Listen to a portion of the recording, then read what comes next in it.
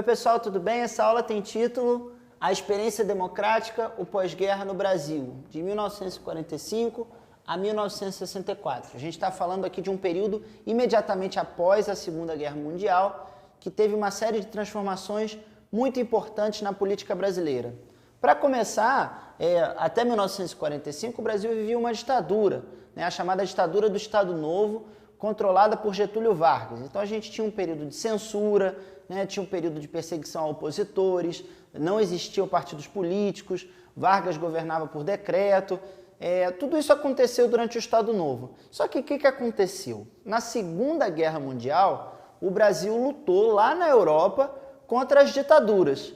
E aí então rolou uma contradição, porque o Brasil era uma ditadura e estava enviando tropas para a Europa para combater ditaduras. O que aconteceu? Quando a guerra acabou, setores do exército brasileiro retiraram Getúlio Vargas do poder, deram uma espécie de um golpe para reiniciar a democracia no Brasil. Então esse período, que vai de 1945 até 1964, o Brasil viveu uma experiência democrática. O que eu quero dizer com isso? Havia liberdade de expressão, havia liberdade de associação política, alguns partidos foram criados, a gente já vai falar disso.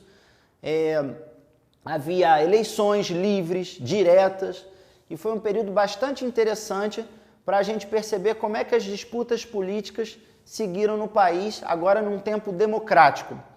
Muito bem, eu queria começar com vocês para que a gente identificasse alguns dos mandatos dos presidentes nessa época. Tivemos primeiro Eurico Gaspar Dutra, que foi eleito com apoio de Getúlio Vargas, já vamos falar dele. Getúlio, que depois seria eleito, dessa vez pelo voto direto, não por nenhuma revolução, alguma coisa do tipo. Juscelino Kubitschek, na sequência Jânio Quadros, que não completou o mandato porque renunciou, e João Goulart, que também não completou o mandato por conta do golpe de 64. Todo esse período desses presidentes foi um período que teve essa característica aqui, essas características que eu gostaria de ressaltar com vocês.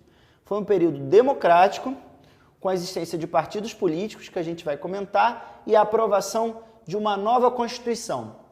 Então eu já falei para você mais ou menos quais são as características principais de uma democracia, eu queria detalhar isso agora com você que está me assistindo. O que acontece? Como o Brasil ia ser, em breve, se tornou uma democracia, alguns partidos políticos foram formados que eles não podiam existir durante o Estado Novo.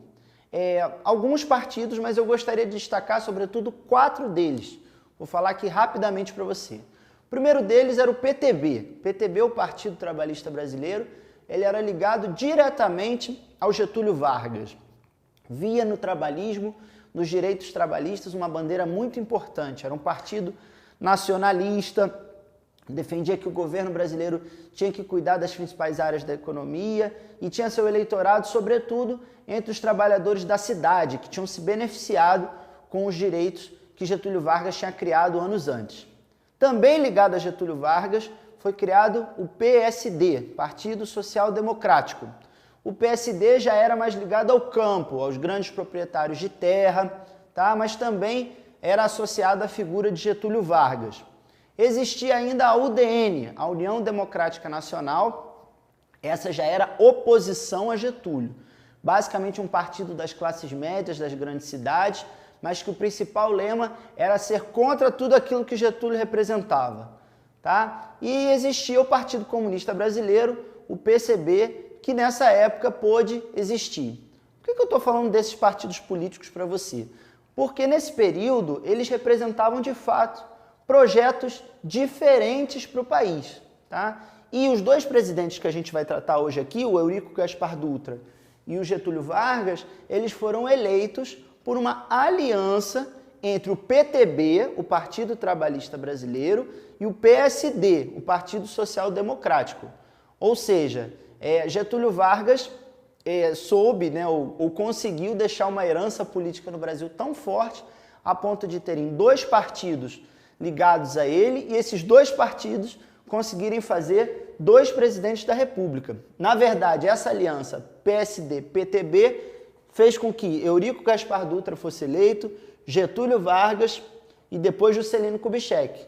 Só Jânio Quadros, que foi eleito por uma coligação diferente, já com apoio da UDN, essa União Democrática Nacional que eu falei para vocês, que era de oposição ao Getúlio, tá? Dito isso, você já entendeu essa divisão de partidos e por que ela é importante para entender esse período. Entendeu também a grande influência que Getúlio Vargas continuava a ter na política nacional. Como as regras do jogo eram diferentes, também foi criada uma nova Constituição, em 1946, que substituiu a Constituição de 1937, que tinha sido criada durante o Estado Novo. Essa Constituição, ela basicamente garantia as liberdades democráticas, as eleições, né? Foi uma Constituição bastante democrática, assemelhada lá à dos Estados Unidos, certo?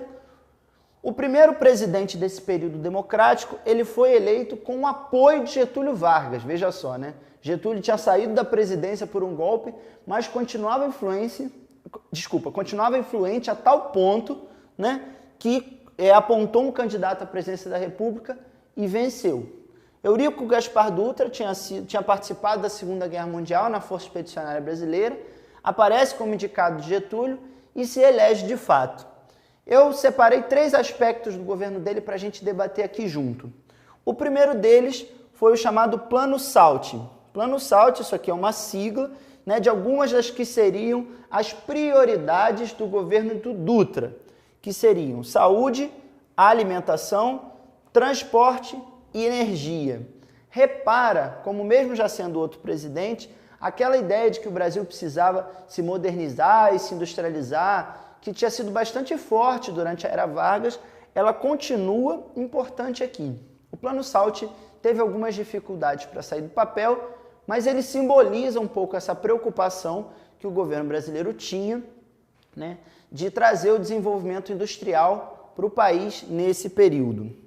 Outra marca importante do governo Dutra foi o endividamento com o recém-criado Fundo Monetário Internacional. O FMI, ele foi criado logo após o fim da Segunda Guerra Mundial como uma espécie de um grande banco internacional que emprestaria dinheiro para os países em caso de necessidade para investir em alguns projetos de desenvolvimento humano, etc. O Brasil ele sai da Segunda Guerra recebendo dinheiro por ter ajudado a derrotar os nazistas e os fascistas na Europa, mas mesmo assim o governo tem um descontrole tão grande nas contas públicas que o endividamento brasileiro externo ele aumenta já em meados dos anos 40. A dívida externa ela se tornou um problema crônico da economia brasileira até o final do século XX. Então, por isso que eu fiz esse destaque aqui. Outra coisa importante da gente destacar é que a gente frisou muito que era uma democracia, né? Que esse período ele foi democrático, mas essa democracia ela tinha alguns limites. Por pressão da UDN, da União Democrática Nacional, que era oposta a Vargas e era contra o comunismo, o Partido Comunista Brasileiro ele foi posto na ilegalidade. A justificativa era de que os comunistas, eles na realidade queriam tramar uma revolução socialista. Então, por esse motivo, esse partido ele foi tornado ilegal. O que a gente tem que pensar é se cabe, né, à justiça de um país fazer esse tipo de julgamento. De toda forma, a gente já está falando de um período aí começando a Guerra Fria, começando a disputa entre capitalismo e comunismo, e esse partido ele foi colocado na ilegalidade. No finalzinho do governo do Eurico Gaspar Dutra já começou a movimentação para uma eleição, né, desse período. E veja quem se lançou candidato, né? Getúlio Vargas, que já tinha governado o país por 15 anos durante a era Vargas, voltava agora como candidatíssimo, foi muito votado e foi eleito presidente da República. Na época, uma marchinha de rádio fazia bastante sucesso, dizendo: bota o retrato do velho outra vez, bota no mesmo lugar, ele era o velho. E o retrato era a representação do papel do presidente da República.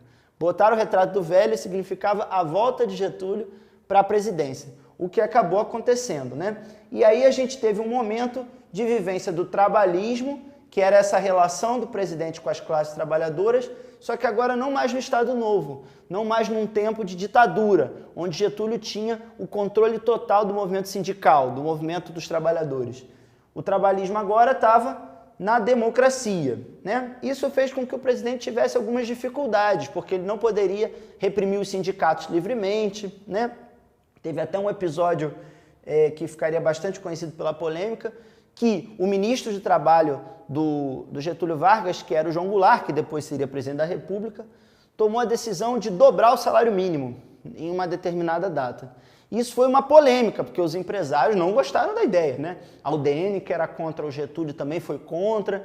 Então isso mostra como é que o Getúlio teve muito mais dificuldade de continuar o seu governo, né? Porque agora ele não mais tinha os instrumentos que a ditadura do Estado Novo dava para ele para manipular a política nacional.